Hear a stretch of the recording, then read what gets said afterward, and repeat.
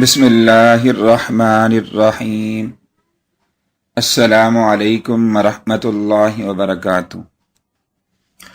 ابو لیلہ سمرقندی رحمۃ اللہ علیہ تنبیۃ الغافلین میں ایک عجیب واقعہ لکھتے ہیں۔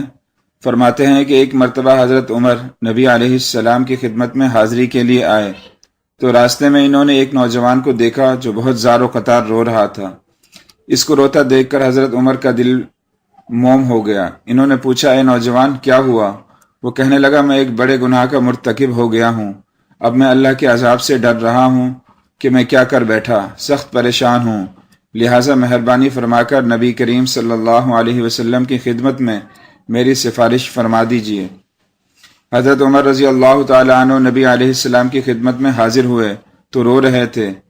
نبی علیہ السلام نے ارشاد فرمایا، عمر آپ کیوں رو رہے ہیں؟ عرض کیا، اے اللہ کے محبوب صلی اللہ علیہ وسلم، میں آپ کی خدمت میں حاضر ہو رہا تھا، راستے میں ایک نوجوان کو دیکھا جو کوئی بڑا گناہ کر بیٹھا تھا۔ وہ بہت رو رہا تھا، اس کی آوازاری نے مجھے بھی رلا دیا۔ نبی علیہ السلام نے اندر آنے کی اجازت مرحمت فرما دی تو وہ نوجوان آپ صلی اللہ علیہ وسلم کی خدمت میں حاضر ہوا اور وہاں بھی رونا شروع کر دیا، حتیٰ کہ وہ پھوٹ پھوٹ کر رونے لگا۔ نبی علیہ السلام نے ارشاد فرمایا، اے نوجوان کیا ہوا؟ اس نے کہا، اے اللہ کے نبی صلی اللہ علیہ وسلم، میں بہت بڑا گناہ کر بیٹھا ہوں۔ نبی علیہ السلام نے فرمایا، تیرا گناہ بڑا ہے یا اللہ کا عرش بڑا ہے؟ وہ کہنے لگا، اے اللہ کے نبی، میرا گناہ بڑا ہے۔ نبی علیہ السلام نے فرمایا، تیرا گناہ بڑا ہے یا کرسی بڑی ہے؟ وہ کہنے لگا، اے اللہ کے نبی علیہ السلام، میرا گناہ بڑا ہے۔ نبی علیہ السلام نے فرمایا، کیا تو نے شرک کا ارتکاب کیا ہے؟ اس نے عرض کیا، اے اللہ کے نبی صلی اللہ علیہ وسلم، میں نے شرک کا ارتکاب نہیں کیا۔ نبی علیہ السلام نے فرمایا، کیا تو نے اللہ کے کسی بندے کو قتل کر دیا ہے؟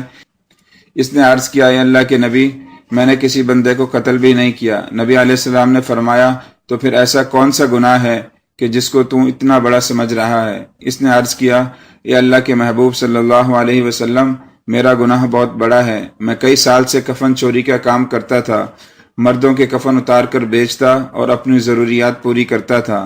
چند دن پہلے انصار کی ایک نوجوان لڑکی دفن کی گئی۔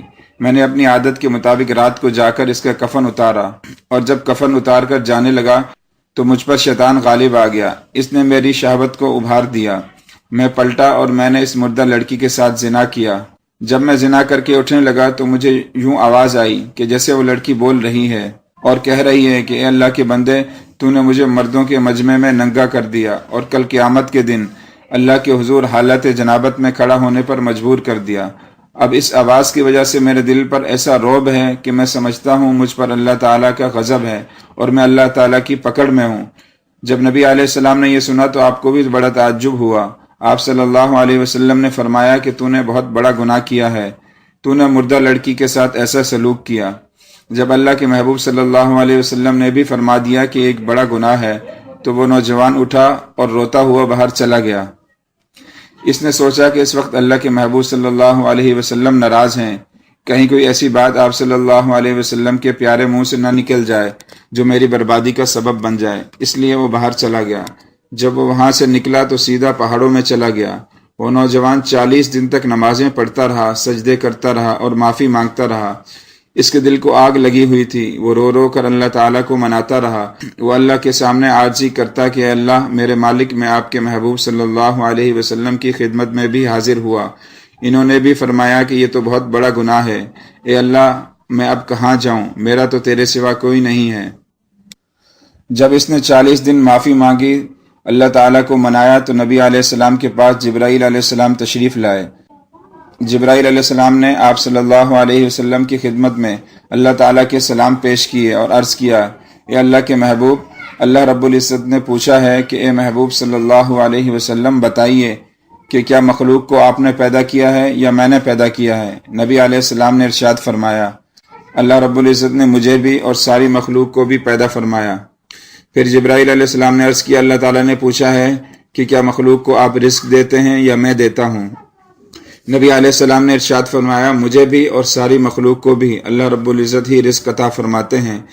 جب یہ باتیں ہو گئی تو تیسری بات پوچھی گئی کہ مخلوق کو میں نے معاف کرنا ہے یا کسی اور نے کرنا ہے؟ نبی علیہ السلام نے ارشاد فرمایا، اللہ رب العزت ہی نے مخلوق کے گناہوں کو معاف کرنا ہے۔ جب محبوب صلی اللہ علیہ وسلم نے یہ فرمایا تو جبرائیل علیہ السلام نے عرض کیا، اللہ رب العزت نے پیغام بھیجا ہے کہ اے محبوب صلی اللہ علیہ وسلم، اس بندے نے میرے سامنے رو رو کر اتنی معافی مانگی کہ میں نے اس بندے کے گناہ کو معاف کر دیا۔ سبحان اللہ۔ پھر اللہ کے محبوب صلی اللہ علیہ وسلم نے صحابی کو بھیجا کہ نوجوان کے پاس جاؤ اور اس کو خوشخبری سنا دو کہ تیری عاجزی اللہ رب العزت کے ہاں قبول ہو گئی ہے اور پروردگار عالم نے تیری مغفرت کا پیغام بھیج دیا ہے۔ سبحان اللہ۔